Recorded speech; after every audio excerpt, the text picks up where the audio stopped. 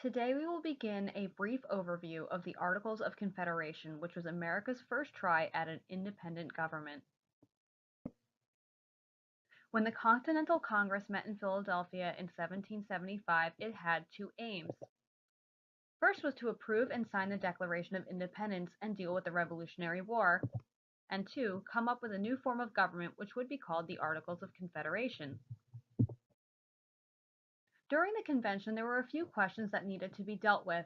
First, should representation in Congress be based on the size of state or population? They decided that each state would get one vote each, regardless of how many people lived in that state. Also, can supreme power actually be divided? Their decision was to create two levels of government, the state governments and the national government. Now that they had decided how to divide supreme power, they needed to figure out exactly what the national government was able to do. The Articles of Confederation gave the national government power to declare war, make peace, and sign treaties with foreign nations. It also allowed them to set up our first postal service. And it also dealt with Native Americans. However, it did not give the following powers to the national government. The Articles of Confederation did not have an executive branch to carry out the laws, meaning it didn't have a president like we have today. It also did not give the Congress power to force the states to follow the laws, which is what the president does today. And also there was no court system to interpret laws and make sure they were fair for everyone.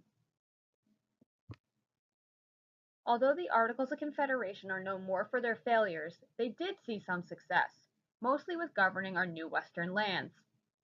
After the Revolutionary War, we were given some territory from Great Britain that included parts of Minnesota, Wisconsin, Michigan, Indiana, Illinois, and Ohio. Two things will be passed in order to deal with this land. First is the Land Ordinance of 1785, which developed a plan for surveying the land, which means measuring and observing geography. The second was the Northwest Ordinance of 1787, which gave us the procedure for dividing the land into territories. Here's a greater in-depth look at the Northwest Ordinance of 1787.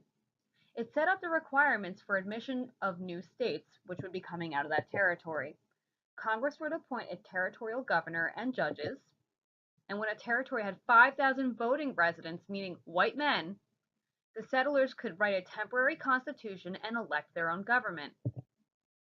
When the total population of a territory reached 60,000 free inhabitants, meaning no slaves, or Native Americans, the settlers could write a state constitution, which had to be approved by Congress before it was granted statehood. This will serve as a blueprint for how future states will be admitted into the Union as well. Again, the Land Ordinance of 1785 and the Northwest Ordinance of 1787 are considered the greatest achievements of the Articles of Confederation. As stated previously, even though the Articles of Confederation had some success, they were mostly failures and had many problems. One of the biggest issues faced underneath the Articles of Confederation was the fact that our nation lacked unity. Basically, all the states were operating as if they were their own separate countries. The Articles did not account for population differences between the states either. Each state still only had one vote in Congress, no matter how many people lived there. The Articles also could not be amended without the approval of every single state, meaning changed. And if you wanted to pass a new law, 9 out of the 13 states would have to agree to it. Some other issues the United States faced at this time was the fact that they had a tremendous debt from the Revolutionary War, which equaled roughly $190 million. Since the national government did not have the power to tax without the permission of the states, it was hard for them to raise the money for this.